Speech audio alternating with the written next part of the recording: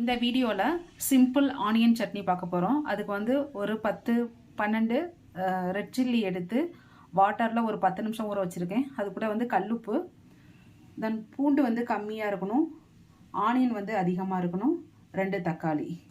இவ்வளோ தான் இதுக்கு தேவையான பொருட்கள். இதை எல்லாமே பச்சையாகவே அரைச்சி எடுத்துக்க போகிறோம்.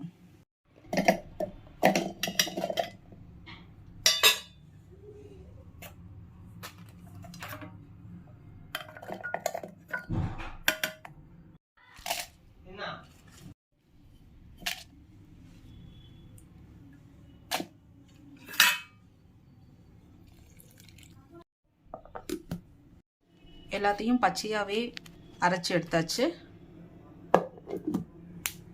கடாய் ஹீட் ஆயிடுச்சு. இதில் கடுகு போட்டு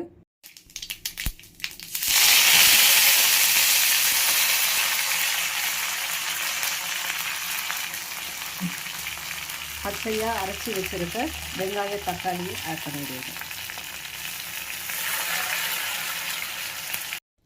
நல்லா ஒரு 10 நிமிஷம் கொதி வந்ததும் வெங்காயம் தக்காளி பூண்டோட பச்சை வாசனை போயிடும். அதுக்கப்புறம் ஸ்டவ் ஆஃப் பண்ணிட்டா நமக்கு சட்னி ரெடி ஆயிரும். நல்லா கொதி வந்துருச்சு, பச்சை வாடை போயிருச்சு. இந்த சட்னி தோசைக்கு இட்லிக்கு ரொம்பவே நல்லா இருக்கும். இது வந்து திக்காக இருக்கிறத விட இது மாதிரி தண்ணியாக இருக்கிறப்ப தான் ரொம்ப டேஸ்ட்டாக இருக்கும்.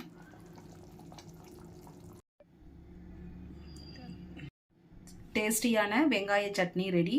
தேங்க்ஸ் ஃபார் வாட்சிங்.